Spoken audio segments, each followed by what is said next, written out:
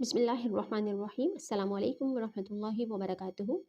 Welcome to my channel Storyland and very warm welcome to all the new members of my YouTube family. I hope all of you are fine and doing well. Thank you very much for your support, comment, queries and suggestions. I am Muhammad and today we are going to solve the exercise of chapter number 7, The Flying Machine Part 1.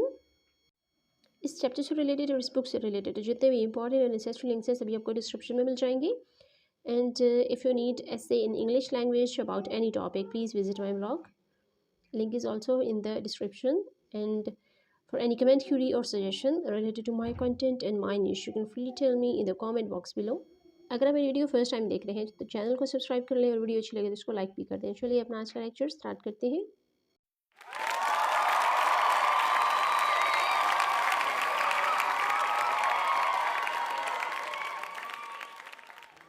اللهم إني أعوذ بك من علم لا ينفع ومن قلب لا يخشع ومن نفس لا تشبع ومن دعوة لا يستجاب لها. The first section of exercise is section A, comprehension. Question number 1 है answer the following questions. मंदरजा Zail सवालात के जवाब दें. A है हमारे पास what was Sami drawing. समी क्या draw कर रहा था. B describe uncle Salim. Uncle Salim को डिस्क्राइब करें यानी उनकी स्ट्रक्चर बॉडी स्ट्रक्चर कैसा था, वो दिखने में कैसे नज़र आते थे. See what were the loops for. Loops जो बने हुए थे रोप से वो किस काम के लिए थे या किस लिए यूज़ होते थे.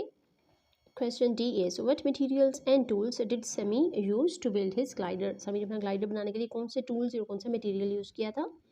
ई how long did take to make the glider. Glider बनाने में कितना वक्त लगा. F how could the pilot control the glider. Pilot glider को किस तरह से कंट्रोल कर सकता था. G why did uncle Salim think Sami's machine would not fly. Uncle Salim ऐसा क्यों सोचते थे कि समी की मशीन नहीं उड़ेगी.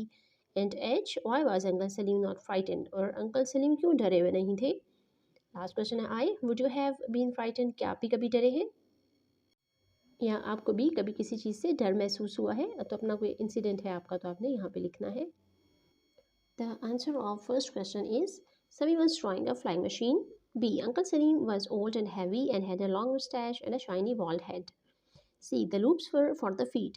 D. Sami used some bamboo, string, a newspaper, a knife, a screwdriver, and blue paint. E. The glider took 2 months to build. Next question is F. The pilot could control the plane by using the loops and the bar. The loops of string were for the feet, the bar was moved with the hands. The pilot moved the bar to make the plane go up or down. To go right, the right foot had to be pushed down. To go left, the left foot had to be pushed down. The next question is G. Uncle Salim thought Sami's machine would not fly because it was too small and had no engine. H. Uncle Salim was not frightened because he thought the glider would never leave the ground. The last question is question I. Would you have been frightened? क्या आपको भी कभी डर महसूस हुआ है या आपको डर लगा है. तो इसके लिए अपनी 2 वीडियोस में मैं 2 इंसिडेंट्स बता चुकी हूँ. वीडियोस का लिंक और उसकी टाइमिंग मैं डिस्क्रिप्शन में लिख देती हूँ. आप वहाँ से इसको ले सकते हैं. दोनों इंसिडेंट्स में से आप कोई भी चूज़ कर सकते हैं. The next question is question number 2. Say whether the following are true और false about the story. Story से कुछ स्टेटमेंट्स ली गई हैं और आपने बताना है कि ये ट्रू है या फॉल्स है. A. Uncle Salim was not very heavy. B. Sami used the garage as a workshop. C. Sami didn't use any screws. D. Sami covered the wings with cloth. And E. Uncle Salim thought the glider wouldn't fly. After reading the chapter, we can understand statement A is false, B true, C false, D is also false, and last statement E is true. The next question is question number 3. Answer the questions about this line taken from the story. Story से एक line ली गई है और इससे related ही 4 questions हमें given है. Line है at that moment he heard a knock at the front door and ran to see who it was. First question है who ran to the front door. दरवाजे की तरफ कौन भागा था. B who was at the front door. और front door पर था कौन यानी बाहरी दरवाजे पर कौन था. See what had been finished at that moment. उस वक्त क्या काम था जो कि मुकम्मल कर लिया गया था. And D what happened next. और उसके बाद क्या हुआ था. फर्स्ट क्वेश्चन जो इस लाइन से रिलेटेड है उसका आंसर है समी. बी है uncle Salim. See Sammy's design for the flying machine. And D is Sammy took uncle Salim inside and showed him the drawings of his flying machine. Uncle Salim studied the drawings and said the machine would not fly. The next section of exercise is section B, working with words. A general name for boys, girls and babies is children. Girls boys या बच्चों के लिए general name जो use किया जाता है उनको हम बच्चे बोल देते हैं, चिल्ड्रन बोल देते हैं। क्वेश्चन नंबर 1 है find general names for the following. इन सब के लिए भी हमने जनरल नेम्स फाइंड करने हैं। ए ग्रुप है बीन्स, पीस, पोटैटोज। बी है lilies, roses, orchids. C tigers, lions and dogs. D robins, eagles, doves, and E is Argentina, Italy, Canada. If we observe in these groups, we will came to know that first group is vegetables, second is flowers, third is animals, fourth is birds, and E is countries. The next section of exercise is section 3 learning about language. ज़बान के बारे में सीखना. Countable and uncountable nouns is the topic. Countable noun or uncountable noun.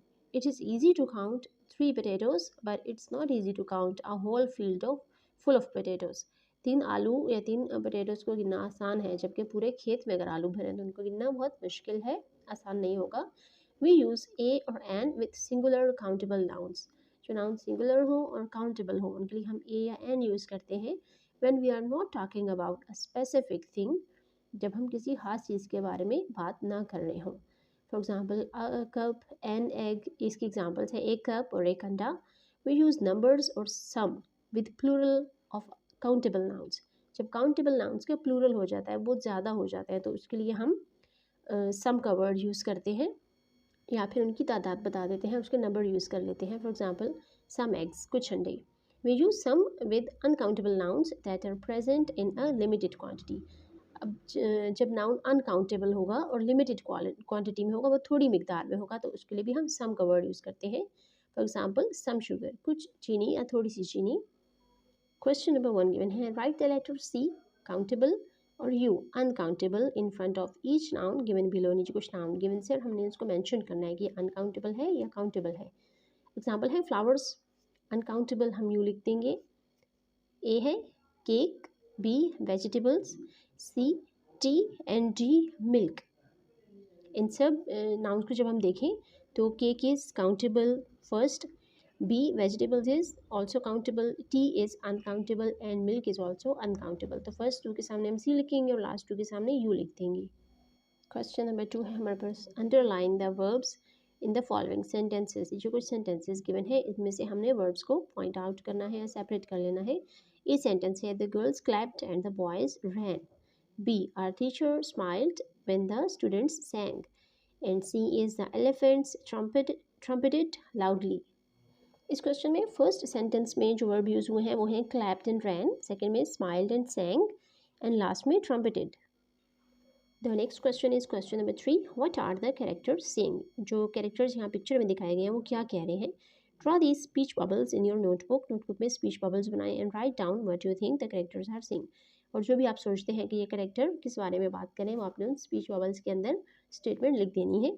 अगर हम chapter की help लें तो हम देख सकते हैं कि जब अंकल सलीम आए थे और उन्होंने उसको एग्जामिन किया था उसकी फ्लाइंग मशीन को, तो उनके दरमियान में क्या बातें हुई थी, क्या उनका डायलॉग हुआ था, उससे हेल्प लेते हुए हम यहाँ पे स्पीच बबल्स को फिल कर सकते हैं.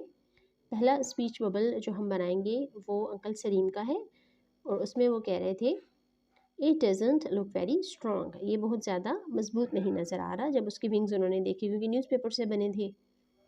इसके बाद नेक्स्ट स्पीच बबल हम समी का बनाएंगे कि इसके आंसर में समी ने उनसे क्या कहा था. तो समी ने कहा था ओ इट इज़, ओ ये है, यानी ये मजबूत है, स्ट्रॉन्ग है. It will easily carry you, आपको आसानी से उठा लेगा या आपका वजन आसानी से उठा लेगा.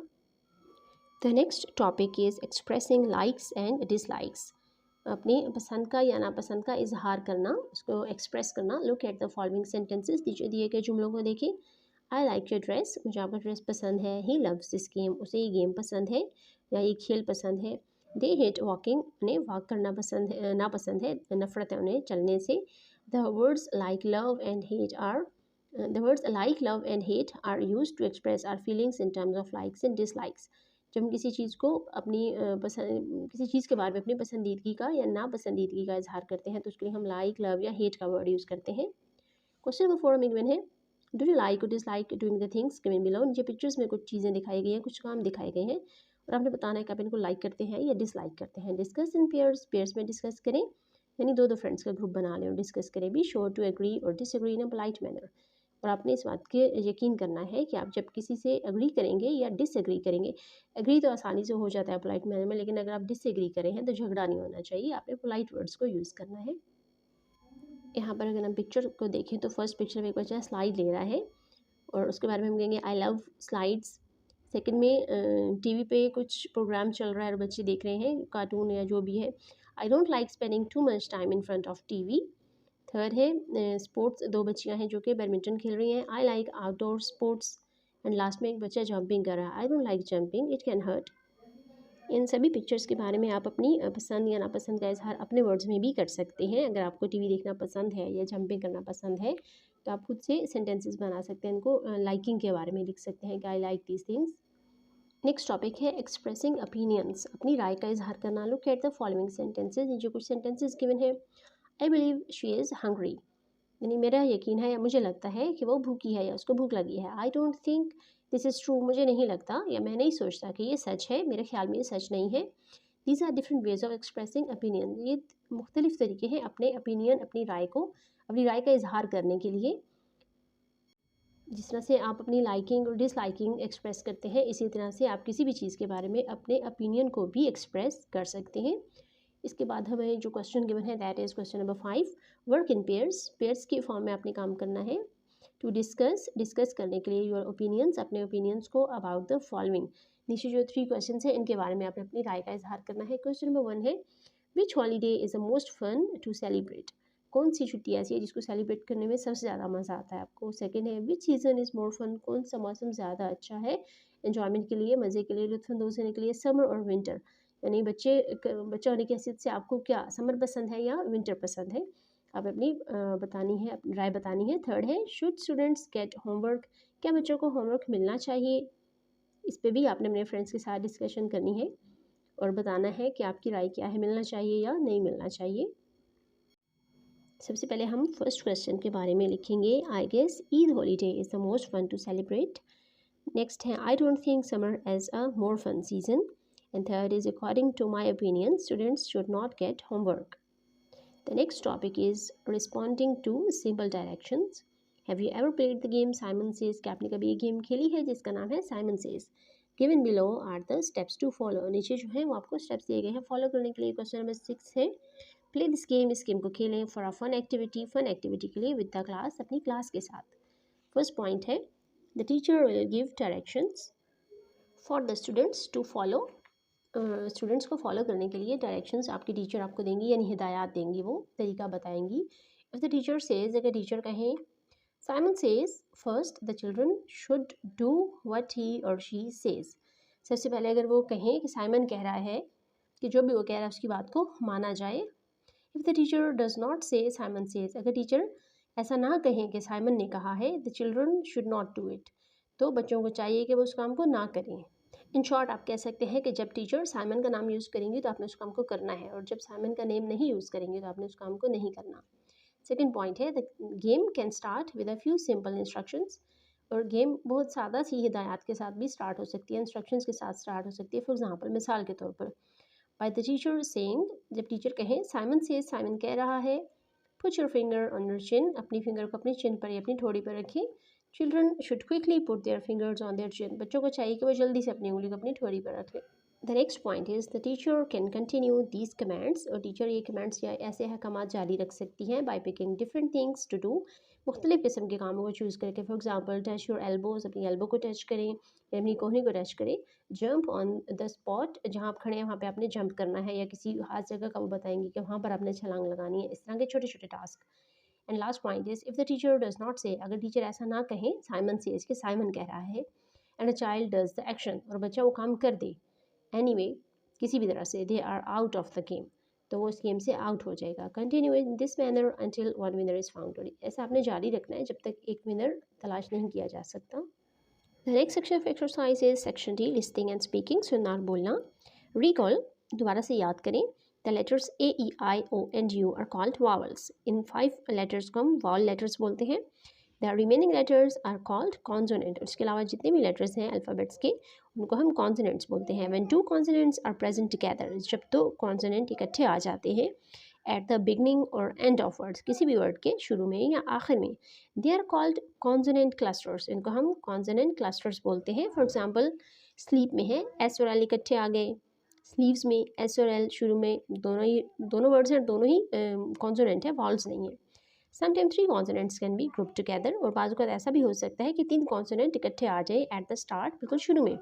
For example stream and street, इन दोनों वर्ड्स में ही तीन वर्ड्स जो है वो शुरू वाले कॉन्सोनेंट्स हैं। नेक्स्ट है consonant cluster can also be present at the end of words, और ये क्लस्टर्स वर्ड के एंड में भी आ सकते हैं। फॉर एग्जाम्पल एल डी है कोल्ड गोल्ड, लास्ट में ये दोनों लेटर्स ही कॉन्सोनेंट्स यूज़ हो रहे हैं।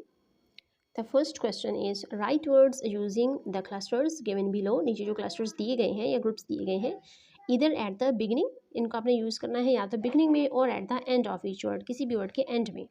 Read each word out loud, और हर लफ्ज़ को, हर वर्ड को आपने बुलंद आवाज़ में पढ़ना है। ए है B L, B is T H R, C is M P, D है D R, E is S C R and F is N K. अगर हम इन ब्लैंक्स को फिल करें तो फर्स्ट वर्ड हमारे पास बनता है A blow, B thrown, C jump, D drum, E screw and F link. The next question is question number 2, talk politely, नरमी से बात करें विद अ क्लासमेट, अपने क्लासमेट के साथ प्रैक्टिस स्पीकिंग पोलाइटली, नरमी से बोलने की प्रैक्टिस करें इन द 2 सिचुएशंस बिलो, नीचे जो 2 सिचुएशंस दी गई हैं। Use the words and phrases in the box, box में आपको वर्ड्स और फ्रेजेस दिए गए हैं, उनसे आप हेल्प ले सकते हैं ऑन द नेक्स्ट पेज, जो कि अगले सफ़े पर है, टू हेल्प यू, आपकी मदद के लिए। रिमेंबर, याद रखें, to start and end your conversation, कि आप अपनी गुफ्तगू का जो स्टार्ट है और जो उसका इख्तिताम है विद पोलाइट ग्रीटिंग्स, नरमी वाले वर्ड्स के साथ करें, पोलाइट ग्रीटिंग्स के साथ करें। Keep in mind the age, gender and status of the addressee, addressee बोलते हैं जिससे आप मुखातिब हैं, जिससे आप खिताब कर रहे हैं, वो बात इस बंदे से आप करें, उसके अपने एज का, जेंडर का और स्टेटस का भी ख्याल रखना है। Note the words thank you are used to show gratitude, thank you हम यूज़ करते हैं कि जब हम किसी का शुक्रिया अदा करते हैं या शुक्रगुजार होते हैं जिस इंसान के, उसके लिए हम थैंक यू उसको सामने वर्ड बोलते हैं। And sorry to express regret, और जब आपको किसी बात का पछतावा होता है तो आप सॉरी का वर्ड यूज़ करते हैं। सिचुएशन ए है हमारे पास, imagine you have been invited to a party and you can not go, एक पार्टी में आपको इनवाइट किया गया और आप नहीं जा सकते। दूसरा सिनेरियो है B, imagine you are invited to a party, कि आपको एक पार्टी पे इनवाइट किया गया था and you forgot to go, और आप जाना भूल गए। यहाँ नेक्स्ट पेज पर जो फ्रेजेस या वर्ड्स गिवन है वो हैं I am so sorry, thank you, please, how nice of you to invite me, excuse me, hello, how are you and good bye.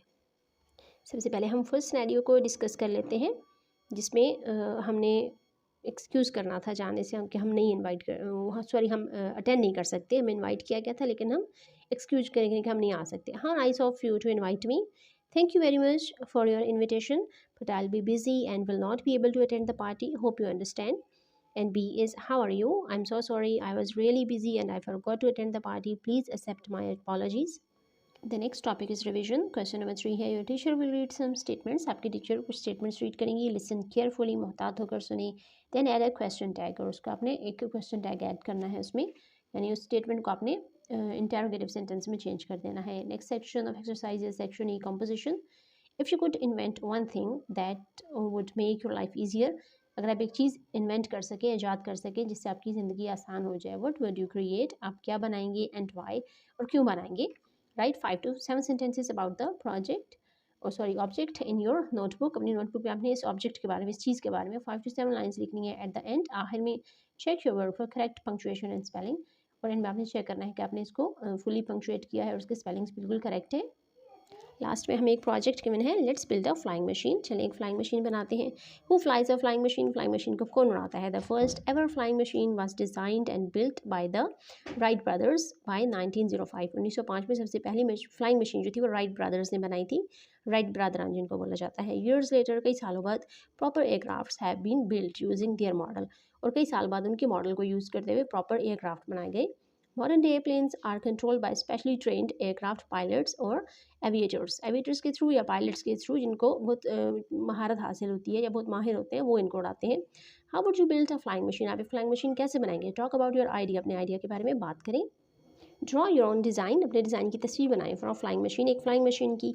Use arrows to label the key parts, उसकी key parts जो main parts हैं उनको label करने के लिए arrows लगाएं। Then make a list of the materials, और material की लिस्ट बनाएं यू विल यूज़, जो भी आप यूज़ करेंगे उसको बनाने के लिए। लास्टली, सबसे आखिर में, राइट ए शॉर्ट डिस्क्रिप्शन, एक छोटी सी डिस्क्रिप्शन बतानी है about how it will work, ये कैसे काम करेगी।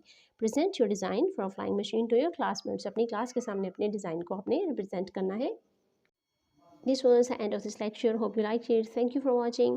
Subhanakallahumma wa bihamdika nashhadu an la ilaha illa anta nastaghfiruka wa natubu ilayk. Assalamu alaikum wa rahmatullahi wa barakatuhu.